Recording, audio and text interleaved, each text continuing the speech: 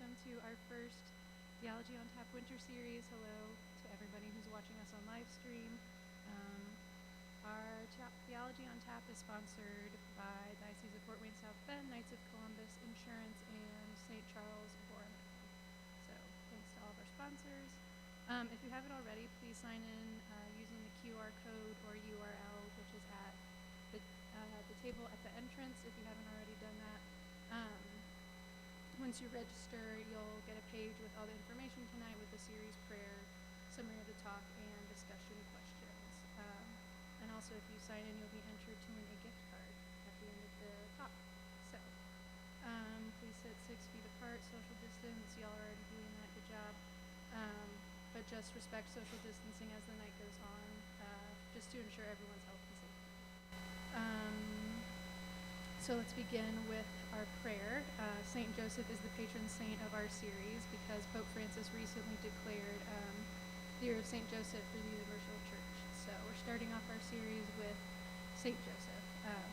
And the prayer is found on the website if you signed in, and if you don't follow along, that's okay. So in the name of the Father, the Son, and the Holy Spirit, amen. O most powerful Patriarch St. Joseph, patron of that universal church which has always invoked thee in anxieties and tribulations, from the lofty seat of thy glory lovingly regard the Catholic world. Let it move thy paternal heart to see the mystical spouse of Christ and his vicar weakened by sorrow and persecuted by powerful enemies. We beseech thee, by the most bitter suffering thou didst experience on earth, to wipe away in mercy the tears of the revered pontiff, to defend and liberate him, and to intercede with the giver of peace and charity, that every hostile power being overcome and every error being destroyed, the whole church may serve the God of all blessings and perfect liberty. Amen. Saint Joseph, pray for us. In the name of the Father, and the Son, and the Holy Spirit. All right, so the theme for this series is inspired by Pope Francis's recent encyclical Fratelli Tutti, Fraternity and Social Friendship. And tonight, Mary Glowaski is going to be talking about the whole human family and the common good. So Mary Glowaski is a graduate of the University of St. Francis, with a degree in social work, and from the University of Dayton with an MA in Pastoral Theology. She has served the Diocese of Fort Wayne South Bend in different capacities for over 25 years, including as Pastoral Associate of St. John the Baptist Church, Fort Wayne. Mary currently serves the diocese as assistant to the bishop for Pastoral Concerns, and has also been serving as the Victim Assistance Coordinator for the diocese since 2004. And she's awesome. So without further ado, Mary, if you'd like to come up and begin your presentation. Thank you. Good evening, everybody. It's good to be here. Is it snowing outside yet? No, they said it was going to snow.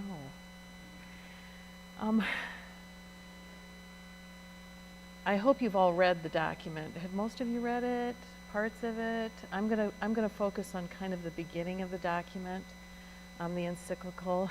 And it's really such an important document that Pope Francis has offered us, and inspired for our time in a way that probably he didn't even anticipate. Certainly with the last year now of the pandemic and the many changes and lots of challenges that we've had to confront. Fratelli Tutti, with these words, St. Francis addressed his brothers and sisters and proposed a new way of life marked by the flavor of the gospel. That's how the Pope's encyclical begins. His inspiration is obviously St. Francis. He was inspired, the Pope was inspired by St. Francis to offer us, I think, challenge and to give us an image, to help us really lean into one another when he talks about the encounter. And we know that Jesus encountered many people, and many people encountered Jesus, and in that encounter their lives were changed. At first glance, it may appear that this encyclical is kind of a soft or kind of a fluff kind of thing when we talk about encountering one another and some of the language that can be used to talk about how we engage with one another. But Pope Francis was able to capture just the importance and actually the essential parts of the human relationship. We also could dismiss it thinking, well, of course, I already work with the poor, or I care about the poor and the outcast, or that I am already involved in many things to serve those who are disenfranchised. But this isn't something that he's saying, good for you, this is what you do. He's saying, no, I want you to do more. And we know that's what Christ says, is do a little bit more. And so the question is, then what's our part? Early on in his encyclical, he writes in section 7, anyone who thinks the only lesson to be learned was the need to improve what we are already doing on behalf of, or to refine existing systems and regulations, is denying reality. So what he's saying is that we have to look at this and do things in a different way. That doesn't mean that what we've been doing to care for the outcast or the poor, or really he's saying, who is the poor, right? We need to talk about that and really consider that. He's saying, no, we have to do things in a different way, not just do more, but look at it differently. Recently, I've heard many priests, several that I work with very closely, and priests I really admire, and they kind of lament what they kind of describe as, especially since the 1970s, we've spent a lot of time on catechesis in the church, and we've spent a lot of time teaching people about the law of the church. Part of that is response, you're all way too young to know this, but part of it was in response to the fact that we didn't do such a good job of that at certain points of the church, especially after Vatican II. Wasn't the fault of Vatican II, it's how we interpreted Vatican II. And so we emphasize that so much, but we know that we haven't then taught very much about social justice and what the common good means, what it means to be socially aware and to be socially conscious and to provide social justice, to work for social justice. Pope Francis, in his encyclical, is calling to a wholeness, to look at both the teaching and what it means to work for justice. My experience of reading the document was this in a nutshell. Pope Francis is saying that to understand the teachings without inspired actions leave them devoid of life. They're good things to do, but what brings them meaning? And actions without solid teaching and catechesis can be effective and good, but they can be disconnected from who we are and our very identity as Catholics and as Christians. So I want to bear with me a little bit. I'm going to talk a little bit Thomas Aquinas when he talks about the common good. The Catechism of the Catholic Church says, this is the definition for common good. Common good is the sense that the common good of society consists chiefly in the protection of the rights and performance of the duties of the human person. When I read that, I thought, oh gosh, that was a little hard to kind of like get your head around unless you really pull it apart. The common good is concerned with the good of the whole society and each individual member in society and, in fact, the universe. That can seem really big and overwhelming, but the truth is, as Catholic Christians, we are called to be concerned and to work for justice, to work for the ability for everyone to fulfill whatever their call is in life as completely as they can possibly do that. And we each have a part, which is really what the document, the encyclical, is about. What's our part? Pope Francis says, looking to the common good is much more than looking at the sum of what is good for individuals. It means having a regard for all citizens and seeking to respond effectively to the needs of the less fortunate. The bottom line is the common good is God and God's goodness. The teachings of social justice and the common good require three basic things: respect for the individual. But that's not just a personal respect for the individual, it's a public respect, it's a public responsibility that we need to work as a community and as a society for the good and for respect of all individual and fundamental rights. Social well-being, that we have to make sure that everyone has basic needs met, basic human needs, food, clothing, shelter, the right to family, the freedom of religion. And finally, peace. Our actions, the things that we do, the choices that we make, we all have a responsibility to provide morally acceptable means for the security of one another. These are lofty goals, and these last months, I can tell you, have certainly stressed the mettle of these pillars. Our responsibility, and every Christian is called to practice this act of charity. This isn't something that for Catholics is an option. We're called, and it's expected of us, to provide and to offer this charity. In the best of all worlds, the order of the common good is attained by contributions of every citizen. The Church speaks of a universal common good resulting from increasing human interdependence. We need one another, and we count on each other. St. Thomas said, "The common good is an ordered totality, a totality of parts working together in one uniform way or common goal." Now that doesn't mean it's a catalog of options where you say, well, this is what I want to do and this is what I want to do and I think I'll let that one go. No, it's an organic understanding of the value of the diversity in the world, in our culture, in our local church, in our families, that we work together for one end, the common good.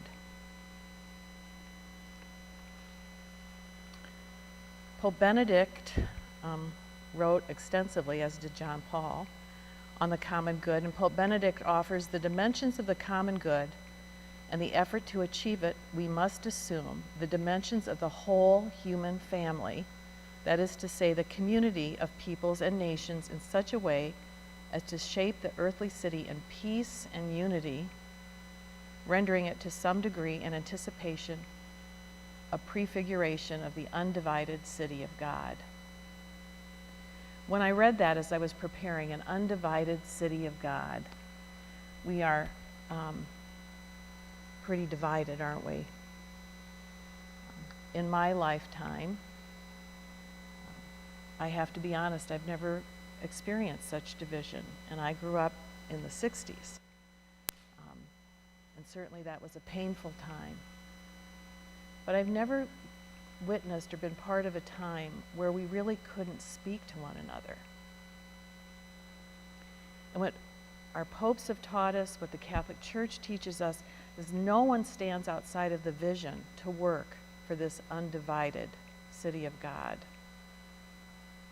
So what does it mean? We are called to justice. And understanding that justice without mercy is really revenge. And we're seeing a lot of revenge right now. That's not a political statement, it's just a statement of fact. It's hard when I hear people saying we don't know what to believe, right? We used to know who to believe. We used to know who to count on. We used to know that when someone spoke to us, we would be listened to and we would hear them, like there would be an exchange. That's what I hear, is that we used to do it better. And I have to tell you, I'm not sure that we did. Because the truth is, we share the same humanity. When you read in Scripture, the story is the same. We just kind of keep recycling, don't we? We just keep repeating because we share the same humanity. Right now, the truth is we are in a serious mess. And it's a mess that's going to really challenge us in the coming days and weeks and months and years. It's the work for justice, the work for the common good is not something that kind of begins and we're going to get there. On this side of heaven, it won't happen. But we are called to do our part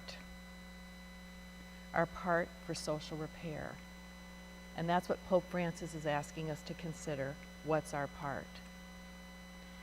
I need to tell you, and want to tell you that I don't take pleasure in this, but I have to tell you, in my work in the diocese, in the last year, specifically since the pandemic began, our experience in the diocese in many offices is we got a lot of angry calls, a lot of angry letters. And so then I would hear things, we would receive letters that would say these things to our bishop, to some of our priests, certainly came to my office. Things like, you are evil, an idiot, a coward, disgusting, a traitor, a globalist, abortionist, a murderer. We deny the sacraments for months, and we've committed acts of spiritual cowardice and neglect. Pope Francis is a socialist, and he's not a real pope. The pandemic is a fake, and you and the church have become instruments of the devil. You promote fear and have no faith. The spiritual damage you are causing is criminal. The bishop and you are pawns of the government who are taking over our lives and telling us what to do. Those comments came almost 100% in response to the bishop asking us to wear masks at Mass. So my question is, where did that come from, right? Whether you agree or disagree, again, thinking about the common good. I may not need to wear a mask. It's really not about the mask. It's about what someone else may need. It's about the witness. It's about caring about someone else. That's what Pope Francis is talking about. Where did this fear come from? 95% of the time when people are angry, they're afraid of something. So we ask, what are they afraid of? And the next question for me is, why is our faith not sustaining us? Why is our faith not giving us the courage and the resilience to be able to say, yeah, we can do this. You know, we can live through this, and we can do it in a way that has humility and charity and justice. I could go on and on and on, but I've also witnessed many things from people, heard many things from people who've said, what can they do? How can we help? What do people need? Where do you need me to show up? That kind of kindness and charity and justice are in those people that called with the angry calls too. But somehow or another, they've lost touch with that. So in the common good, it is our responsibility to try and help them find that. We reach out to people who are angry. I reach out to people who've been harmed by the church,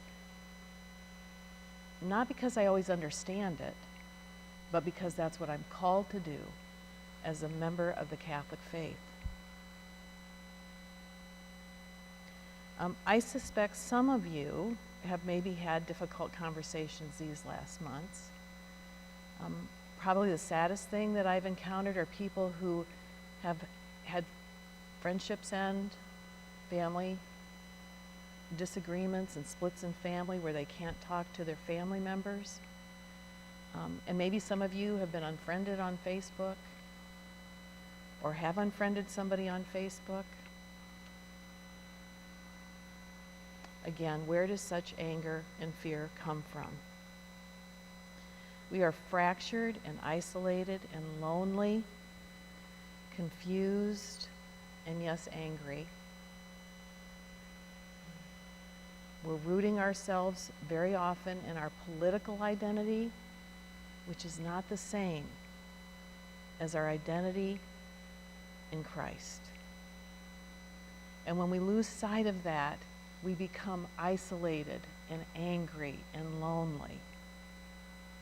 Our identity in Christ, and that is what Pope Francis is reminding us of. Pope Francis is calling us to kneel in humility, in compassion and respect for all others, not just even those we don't understand, but especially those we don't understand. And yet, stand firm in our convictions. and our identity as believers of Jesus Christ. This isn't an easy call, and it can be filled with lots of platitudes, but the thing is, they don't work. This is calling for a real change. And in section 36, Pope Francis writes, unless we recover the shared passion to create a community of belonging and solidarity, worthy of our time, our energy, and our resources, the global illusion that misled us will collapse and leave many in the grip of anguish and emptiness. The global illusion. Number one, that we have control over everything, or we have control over nothing. One, we try to hang on too tightly, and the other, we think there's nothing we can do. Neither one of those poles are what we're called to as Catholic Christians. There are two questions that I think I have had to consider these last month. And the first is, what is my part as an individual? Because this is a big thing, right? And it's like, what do I do? Well, God gives each and every one of us a part. So to ask, what's our part? In the collective whole of the church, some of you might be called to do something really big. In our diocese, we definitely need you in the diocese. In our local parish, and I'm sure your pastors and the people who serve you at your parishes would say they need you. In your families and with your friends. What is my part? What is your part to consider as we look forward to the coming months and years? Sadly, some parts of our human family, it appears, Pope Francis talks about that they have been readily sacrificed for the sake of others so that they can have a carefree existence. That's a first world kind of luxury, right? Because not in other parts of the world, they don't have that kind of luxury. But for those of us who feel like we can live that carefree existence, I'm not sure exactly what that means, but I think it means not necessarily based on how much money you have, but not entering in to what people are suffering and what they need, separating ourselves from that. The truth is, we have been blessed with everything we need to advance the encounter that Pope Francis is calling us to. And not only that, God has great confidence in us because he's entrusted all of this to us. Now, I spend most of my time working one-on-one with people or in some kind of crisis, right? So I know how important story is. So what do we do? How do we find? How do we work for greater kindness in this world and greater compassion? What shared values do we hold? We may not agree on who should or shouldn't be president, but what shared values does someone I don't understand, what do we hold that are in common? We love our families. We love our children and grandchildren, our friends. We need to work. We have a passion to help other people. If we can get to those things, even if we don't agree on certain issues, we agree and can enter into love with one another. Many years ago now, I have a deep passion. I have a passion as strongly against the death penalty as I do against abortion. And it bothers me a lot, excuse me, when I go to pro-life websites and they say something like, we work to protect all innocent life. It's not what the gospel says. Why did I come to that? Why do I feel so passionate about that? Many years ago now, my oldest brother was murdered. And of course it was devastating to our family. and I honestly thought we would never heal. But I remember vividly being at the trial for the person who killed my brother. And he was 18, he was a kid. But this young man's mother was sitting right in front of me and my mother. And my mom, as she was listening, the young man was on the stand, my mom leans over to me and she said, "Mary, we need to pray for that boy's mother." Okay, she couldn't quite go to him, but in that moment, she taught me to connect with something, some shared value. She connected to that mother's love for her son. And she could pray for her. Many years down the road, we got a letter asking us how we would feel about if this man, now in his 40s, would get parole. And my mom asked we asked everybody, and most of the family said, yeah, no, they didn't think he should be paroled. So my mom said, "Mary, what do you think?" And I said, "Well, Mom, what do you think?" And she said, "Well, if he were my son, I would hope someone would have mercy on him." Full turn of the heart, right? Took years.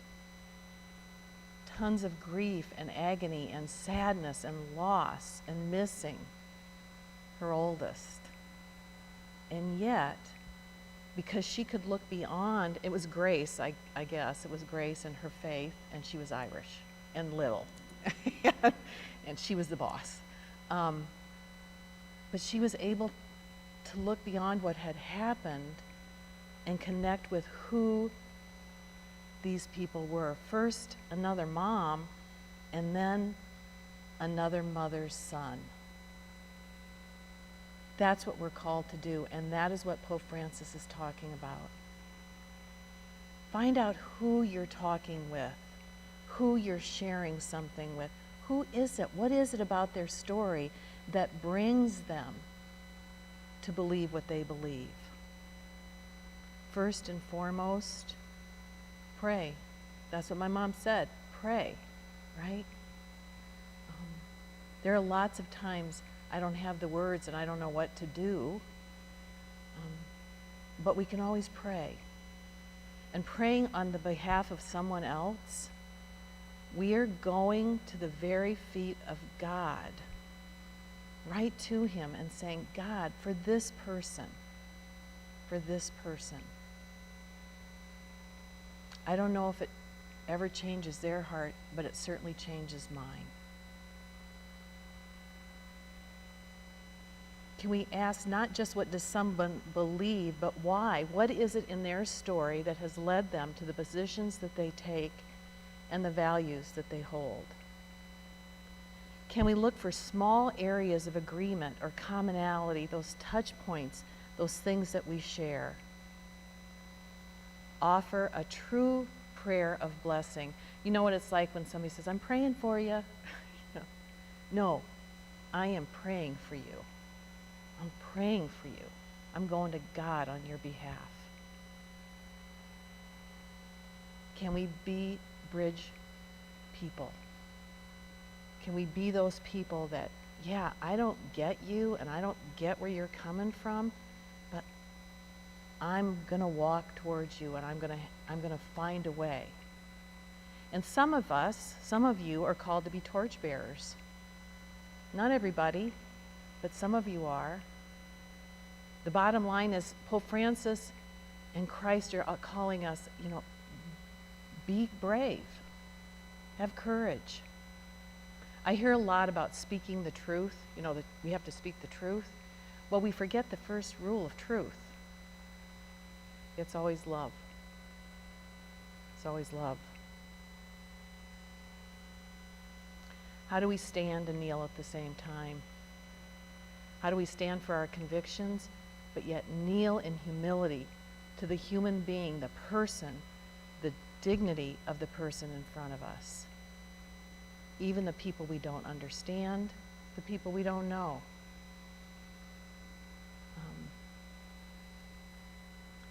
I can tell you in my life I have misjudged many people. because I didn't know them.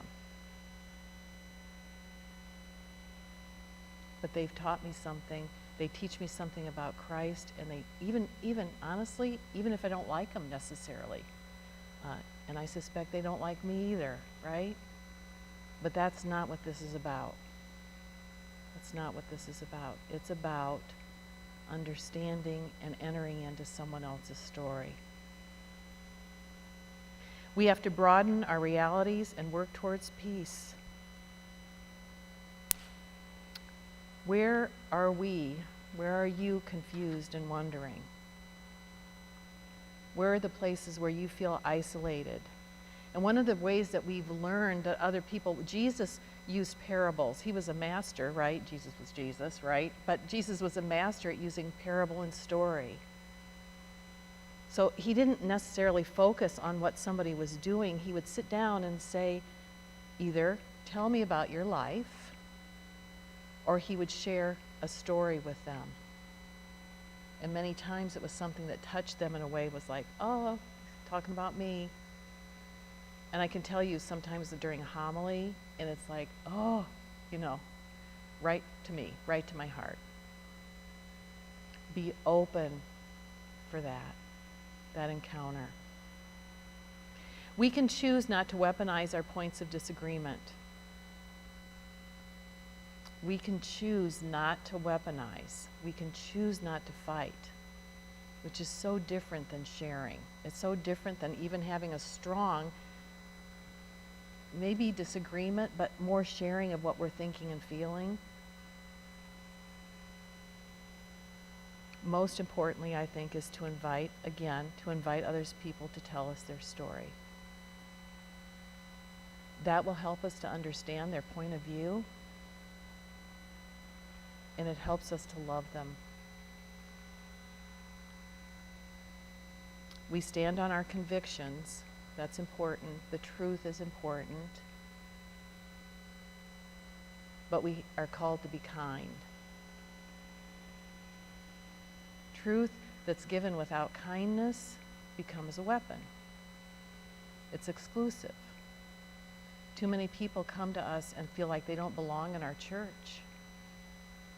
And that is not the truth. And so then we ask ourselves again, what's our part?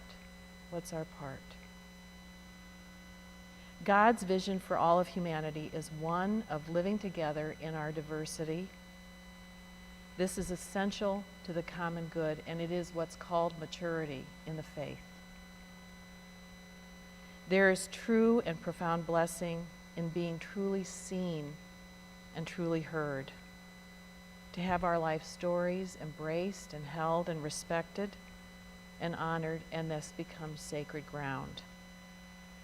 Even if we disagree on how we understand the teachings of our church, public policy, or social order, this is the truest and the gospel path to the common good. And it is God's vision for all of humanity living in our diversity. Again, this is the maturity, and this is the hope. Thank you.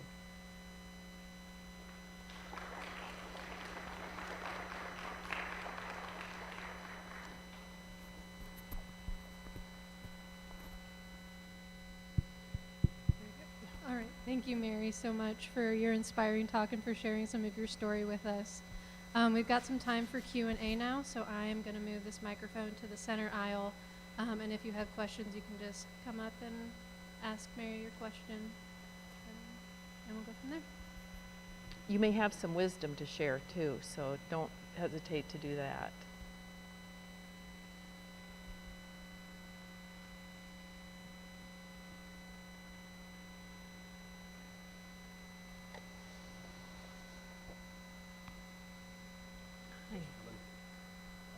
With social justice and such a fluid definition, how do you find this fundamental philosophies that have people push one out of social justice, maybe love isn't about love?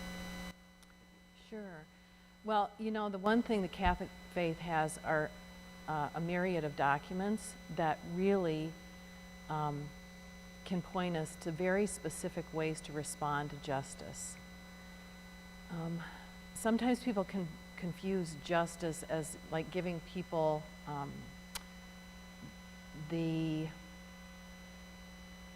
what would be the word?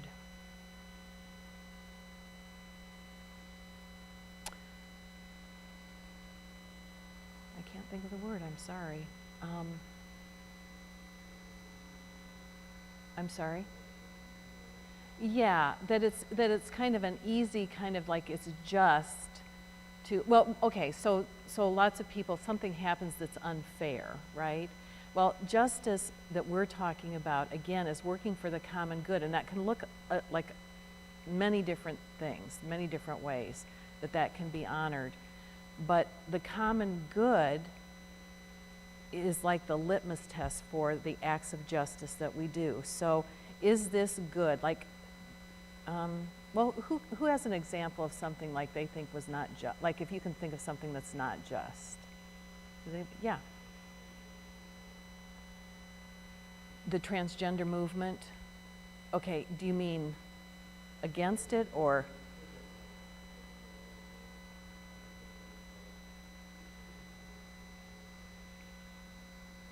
Sure. Sometimes we can say justice is letting people have their way. Okay, like saying if this is what you think or feel, then this must be right for you. In justice, we have to lead people to the truth, which is always done with kindness and love, but that doesn't mean that we can agree with things that we know are objectively wrong. The problem is lots of times we lead with the law as opposed to leading with love, inviting people to relationship, encountering people, and helping people find their own way, as opposed to us telling people. We also kind of can give the impression at times that people aren't welcome, for instance, if they're transgender. And that's not correct, right? I mean, well, what do you think of that?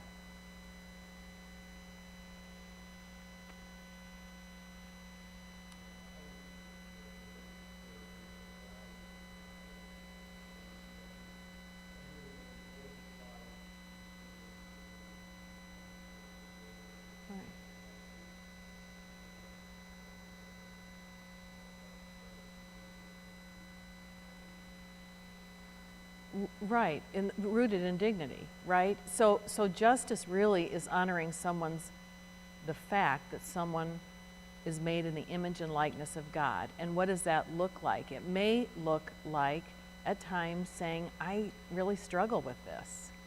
I don't understand it. And if somebody seeks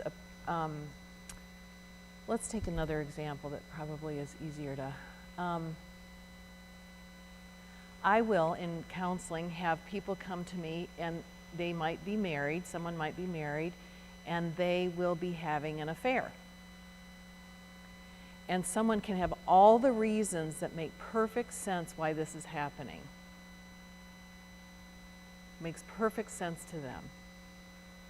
Their sense of justice would be for me to say, yeah, I concur. I see why this is happening. And they'll say, well, but I'm going to get divorced. Yeah, no, I can't say that's okay, right?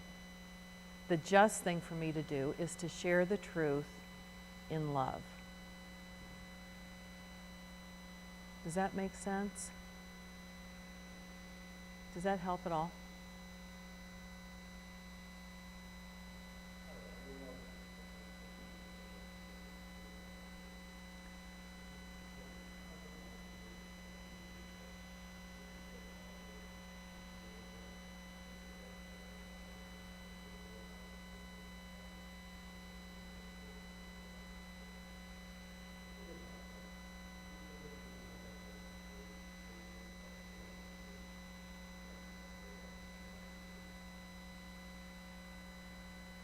Well, again, there are points of someone's life that we share. I mean, you share values, whether they're transgender or they're gay or they're having an affair, or all the things that humans do.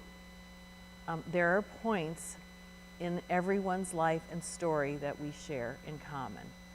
And so for me, an act of justice is to find those.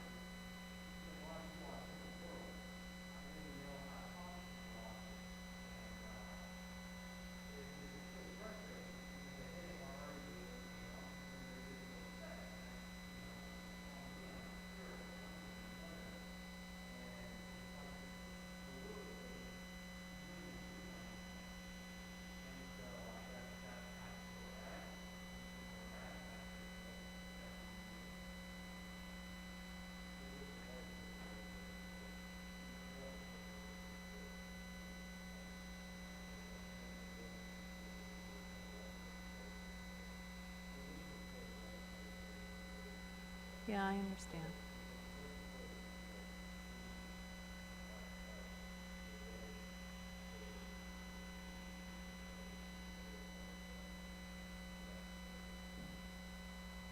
Well, doesn't it kind of depend on what people are asking of you a little bit? I mean, I meet a lot of people that are very different from me, or living outside of what I would say I think is healthy for them and good for them, even in a spiritual sense.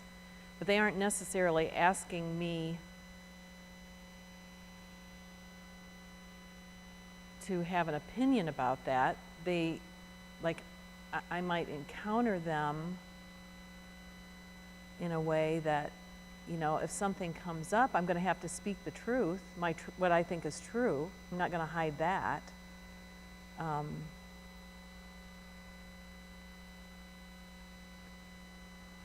Is that generally your experience with people now, that you can't say what you think or what you feel? Yeah?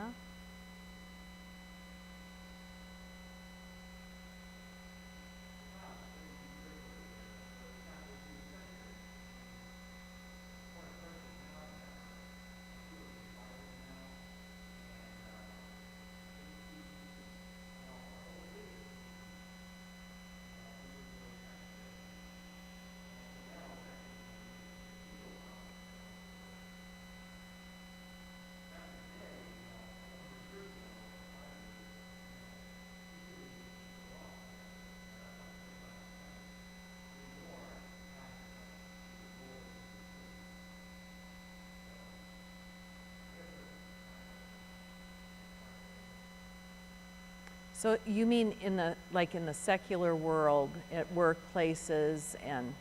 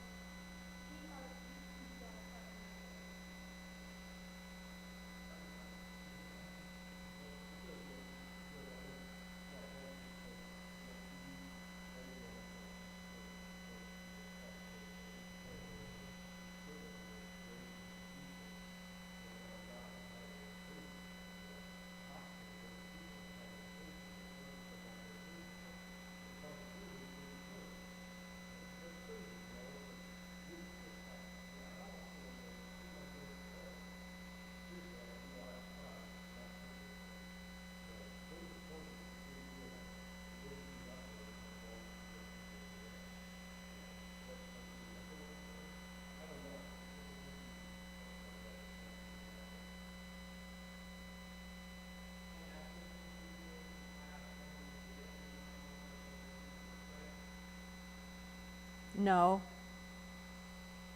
To point out sin? No.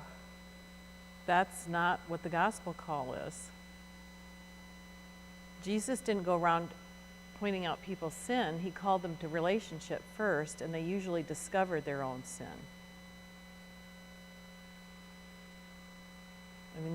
I mean, look, I'm not soft on sin.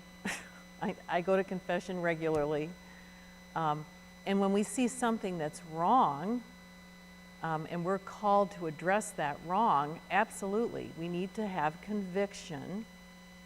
We need to stand on our convictions. Pardon me? Pardon me? No, I don't.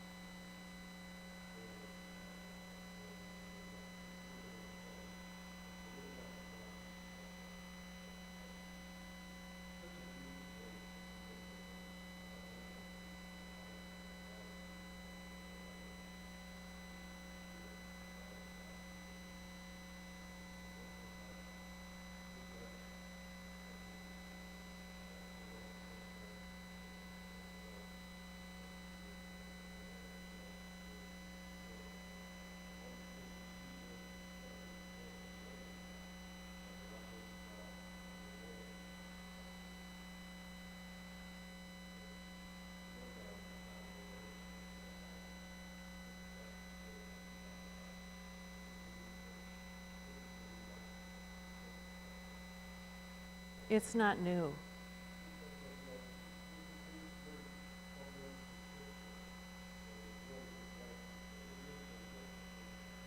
In Scripture.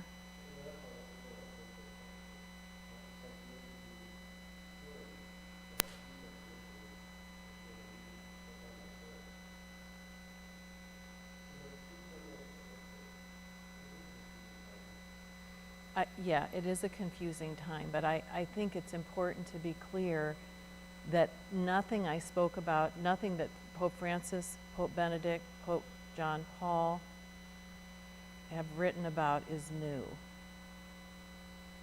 The problem is, like I said, we haven't taught it very well, but it's not new. I've worked with a lot of women and men who have suffered after the pain of abortion.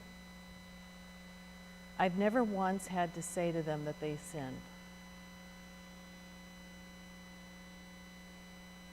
Never once. I've had a lot of people who've come to me who've done great harm to other people. And I never had to say to them, well, you've sinned. They know. So then what's my part? Just my part. Number one, using Jesus as my witness, the example of my mother was to see where I could meet them in their humanity.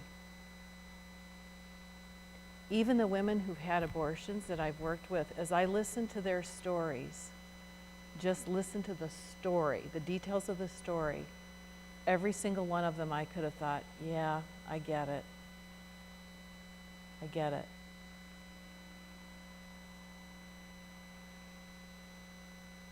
I didn't have the circumstances that led me to that kind of decision, thank God, and I would hope my moral compass wouldn't have ever let me do something like that.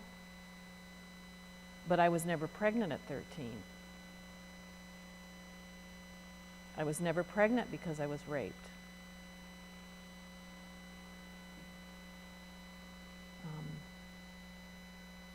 People who are transgender, people who are gay, or people who are having affairs, or all the social things that we do feel, those pressures, the commonality is they're people. We share the same humanity. That's what this is about. That's what Pope Francis, he's not saying say things that aren't okay are okay. But most often, I don't think if somebody comes to us with something they're struggling with, usually they're not expecting us to say that they're doing something that it's okay or not. I mean, anybody who comes to me and I work in the diocese, right? I work in the Chancery building, or the Archbishop Knoll building. And it's called the Archbishop Knoll building. And they come into my office and they tell me that they have done something very immoral. Do you think, that they already know. They don't need me to, like, why'd they come to me, right? They already know, right?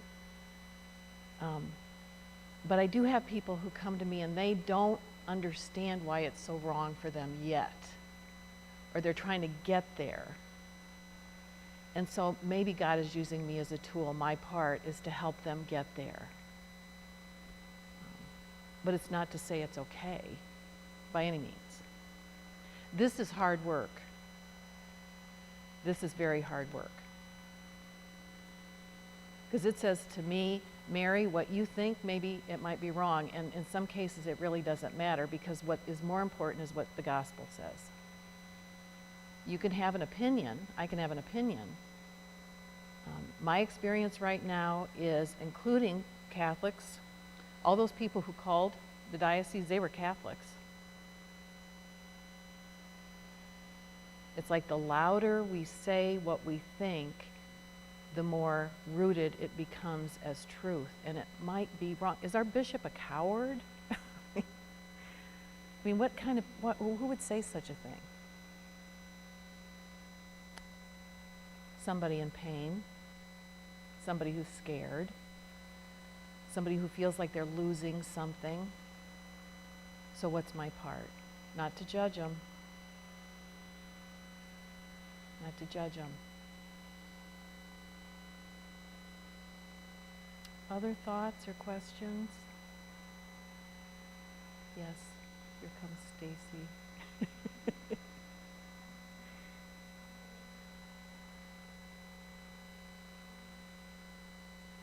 Hi, thank you so much for your talk, Mary.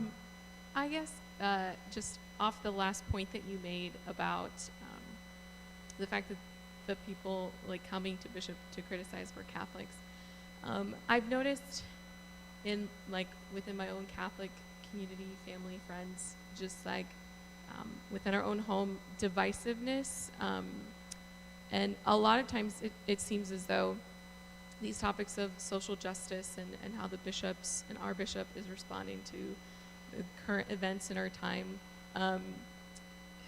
there's this tendency to automatically assume that our bishop is wrong or the bishops are wrong, and if you're coming in contact with a new approach to a specific teaching of the church, how do you respond to that when friends or family members are particularly challenged by something our bishop or bishops are teaching? Because it's not easy. And it can quickly become really, really divisive. Yeah. So the first thing I do is I ask them what brought them to that point of view, so that I can understand where they're coming from. And usually that's when they share some part of their story, and then I can talk to them about their story and how they got there, not necessarily the point that brought us to a point like it could be contentious. But tell me why you think that. Most of us kind of don't go there. We immediately want to respond, right, against, like, this is why I think this. Well, tell me why you think that. Tell me why you think this is okay. Why this, it seems to me that this matters a lot. Why doesn't that seem to matter? Or what are you thinking about that? And go from there. Honestly, Stacy, that's the thing that has worked the best for me. Yeah.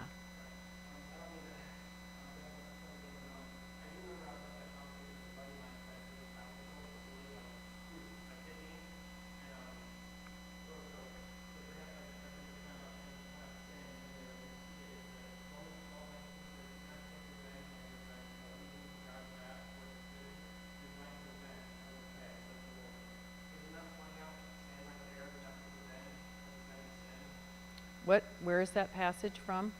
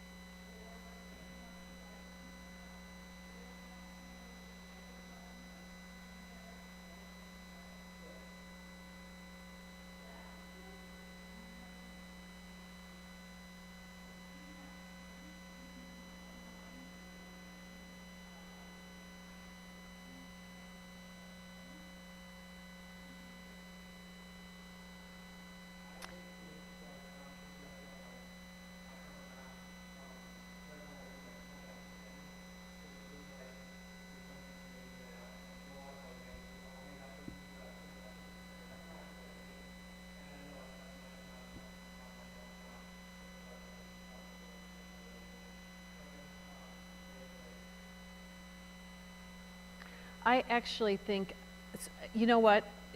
Yeah, I think I get it. So language is so important, right? Yeah. Okay, so pointing out.